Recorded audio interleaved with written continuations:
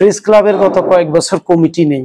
আমি মনে করি প্রেস ক্লাবের সম্মিলিতভাবে সবাই, আমার কথা হচ্ছে 4টা টিম যদি থাকে, 4টা প্যানেল দেয়া হোক, কোনো অসুবিধা নাই। 3টা প্যানেল দেয়া হোক, 2টা প্যানেল দেয়া হোক, একদম সুষ্ঠু সুন্দর নিরপেক্ষ একটা ভোটের মাধ্যমে একটা কমিটি গঠিত হোক। এ ব্যাপারে আপনাদের সহযোগিতা দরকার। কেউ চর দখলের মতো প্রেস ক্লাব দখল করার জায়গা নয়, এখানে বুদ্ধিবৃত্তিক কাজ হয়। আর সাংবাদিকদের বসার জায়গা, শান্তির জায়গা হচ্ছে প্রেস ক্লাব।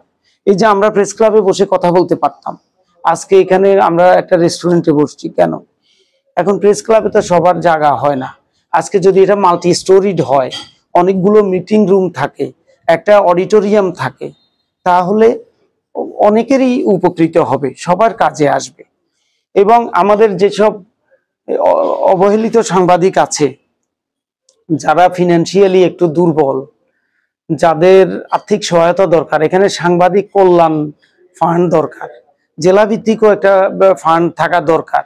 কোনো একজন সাংবাদিকের ক্যামেরা হারাই গেল, ক্যামেরা নষ্ট হয়ে গেল, কেউ পেশাগত কাজ করতে গিয়ে আহত হলেন, তার চিকিৎসার প্রয়োজনে, বা কেউ বয়স হয়ে গেছে এখন আর কাজ করতে পারছে না, উনাদের জন্য একটা হাউজিং অ্যালোকেশন দেয়া বা একটু সাপোর্ট দেয়া, একটা বাসা ভাড়ার জন্য, এগুলো আমাদের করার দরকার। এখন অতীতে যেভাবে চলছে এভাবে হবে না, আমাদেরকে এখন মানবিক হতে হবে। আমাদের নেতা দেশনায়ক তারেক রহমান সাম্য ও মানবিক বাংলাদেশ গঠন করতে চায়। এখন সাম্য ও মানবিক বাংলাদেশ গঠন করতে হলে আমাদের সকল শ্রেণী পেশার মানুষকে, সকল স্তরের মানুষকেই আমাদের ভালো রাখার চিন্তা করতে হবে।